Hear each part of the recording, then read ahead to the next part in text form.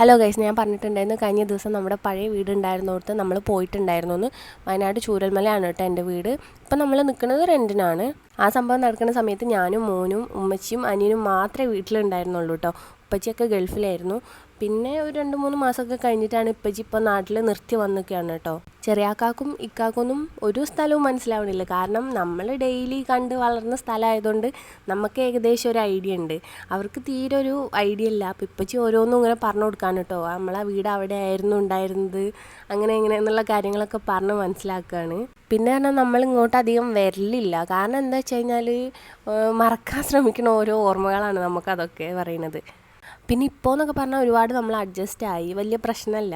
പക്ഷേ first time ഞാൻ ഇവിടെ വന്ന സമയത്ത് ഭയങ്കര ഒരു സങ്കടമായിരുന്നു നമുക്ക്. നമ്മുടെ വീടുണ്ടായ സ്ഥലം അങ്ങനെ ഓരോന്നും കാണുമ്പോൾ ഭയങ്കര ഒരു ബുദ്ധിമുട്ടായിരുന്നു കേട്ടോ. പിന്നെ ഇപ്പോഴും അവിടെ റെസ്ട്രിക്ഷൻസും കാര്യങ്ങളൊക്കെ ഉണ്ട്. പോലീസുകാരൊക്കെ നിൽക്കുന്നുണ്ട് കേട്ടോ. ബീലി പാലത്തിൻ്റെ അവിടെ പാസും കാര്യങ്ങളൊക്കെ എടുക്കണം. നമ്മൾ പിന്നെ ഉപ്പച്ചി ഉള്ളതുകൊണ്ട് ഉപ്പച്ചീൻ്റെ പാസിലാണ് അങ്ങനെ കയറി പോന്നിട്ടുണ്ടായിരുന്നത്. ഇതാണ് കേട്ടോ ഞാൻ പഠിച്ച സ്കൂൾ. 1ാം ക്ലാസ് മുതൽ +2 വരെ ഞാൻ ഇവിടെ കേട്ടോ പഠിച്ചിട്ടുണ്ടായിരുന്നത്. എല്ലാം ഇപ്പോൾ ഒരു ഓർമ്മകൾ മാത്രമാണ്. പിന്നെ അവിടുന്ന് അതൊക്കെ കണ്ടു കഴിഞ്ഞിട്ട് ഇപ്പച്ചീനോട് ടാറ്റ ബൈ ബൈ ഒക്കെ പറഞ്ഞിട്ട് ഞങ്ങൾ നേരെ അരീക്കോടേക്ക് പോവുകയാണ് കേട്ടോ.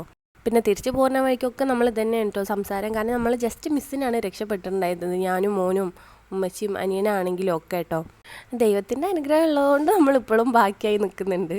അങ്ങനെ പിന്നെ നമ്മളിത് അരീക്കോട് എത്തിയിട്ടുണ്ട്. ഞാൻ എൻ്റെ വീട്ടിലായതുകൊണ്ട് തന്നെ എനിക്ക് വേണ്ടി സ്പെഷ്യലായിട്ട് മാറ്റി വെച്ചതാണ് കേട്ടോ നോമ്പറ.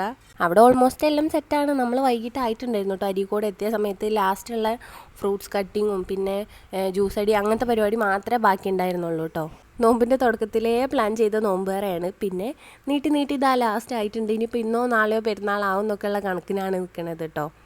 പിന്നെ ഞാൻ ഫ്രൂട്ട്സിൻ്റെ സെക്ഷനിലേക്കോ ജ്യൂസിൻ്റെ അടുത്തേക്കൊന്നും പോയിട്ട് തന്നെ അല്ല കേട്ടോ. കാരണം എന്താ വെച്ച് കഴിഞ്ഞാൽ ഇപ്പോഴും ഭയങ്കര ചുമയും തലവേദനയൊക്കെയാണ്, ഓക്കെ ആയിട്ടില്ല. അപ്പോൾ പിന്നെ ജസ്റ്റ് ഇങ്ങനെ വീഡിയോ എടുത്ത് നടക്കുക എന്നല്ലാണ്ട് ഒന്നും ഞാൻ കഴിക്കാൻ പോയിട്ടില്ല കേട്ടോ.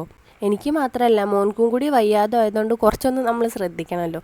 പിന്നെ എന്താ നമുക്കിന്ന് സ്പെഷ്യൽ ബിരിയാണിയാണ് കേട്ടോ. വെറും ബിരിയാണി അല്ല കേട്ടോ, മമത സ്പെഷ്യൽ ചിക്കൻ ബിരിയാണിയാണ്. അപ്പോൾ ഇവിടെ എല്ലാവരും അതിൻ്റെ ഫാൻസാണ് കേട്ടോ. അപ്പോൾ ഇതുപോലത്തെ വീഡിയോസൊക്കെ കാണാൻ താല്പര്യം ഉണ്ടെന്നുണ്ടെങ്കിൽ നമ്മുടെ ചാനലിലേക്ക് ഇപ്പം തന്നെ സബ്സ്ക്രൈബ് ചെയ്യുക. അപ്പോൾ ഇന്നത്തെ വീഡിയോ അത്രയൊക്കെ ഉള്ളൂ. ടാറ്റാ.